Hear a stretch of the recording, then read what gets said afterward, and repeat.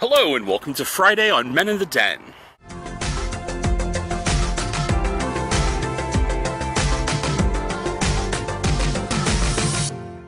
Hey everybody, it's Eric, and this week on Men in the Den we are taking on viewer suggested topics. And one of the topics that came across was a discussion of whether or not hookup apps are killing the gay bar scene. Well, there have been hundreds, probably thousands of hot takes and think pieces written about the fact that apps from Grindr and all the way back to before apps even existed, to gay.com and other sorts of gay websites, whether or not they were cracking gay bars into pieces. But, I mean, just like with everything in life, there's not really like one factor that you can really point to and say, this is the definitive thing that is killing an industry. I mean, how many articles have you read where millennials are killing XYZ industry? They're killing every fucking industry, apparently, according to every article written. So, when you think about anything in life, everything is part of a system, right? There are multiple factors that are deeply involved in the way that everything works in the world.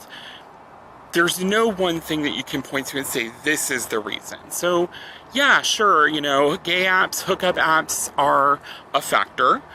People are spending more time either going to other people's homes or staying home themselves and entertaining gentlemen callers at home. But, I mean, there are other factors like economics, right?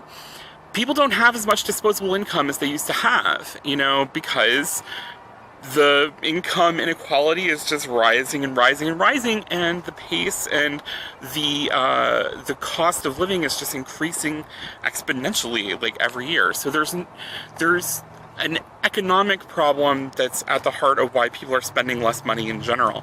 But there's also the fact that gentrification is another thing. Gay bars have a tendency to have been a part of economically disadvantaged communities where, rents were cheap and building space was plentiful, and those places are being bought out by developers and being turned into high-quality condos. So, like in Washington, D.C., the latest victim of the gentrification boom is the Town nightclub. Town has been a staple of the gay community for years and years and years, and the developer who purchased the property said that they weren't going to do anything to the property a year ago, or 2 years ago, when they actually bought the lease out. And this year, they announced that 1 year from now, the Town nightclub will close, and they're going to turn it into condos, because condos make more money than nightclubs. So, I mean, this has been happening forever, Gay communities, gayborhoods, tend to be on the edge of, like, popular places. They're less expensive neighborhoods where, people who have lower incomes more than likely can afford to live. And then over time, those places become, bought out by these development companies. So it's hookup apps, it's income inequality, it's gentrification, it's changes in culture and the way that we interact socially with each other. People have a tendency now to spend more time going to, like, book clubs, or, coming to hackerspace, or doing, arts and crafts activities or something like that, as opposed to, like, just going out and drinking or dancing. Nightclubs in general have a difficult time, staying afloat. So, I mean, and, as people's interests change, as people's desires to socialize change, that affects what choices they make and how to spend their money and their time.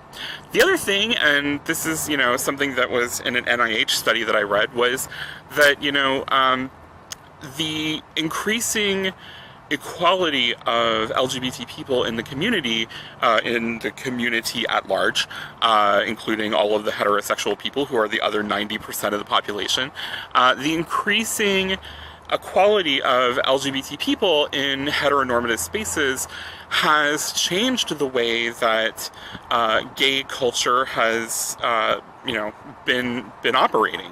So we're spending more time in straight spaces, and straight people are spending more time in queer spaces. So there's a little bit more assimilation, I guess, for lack of a better term, happening.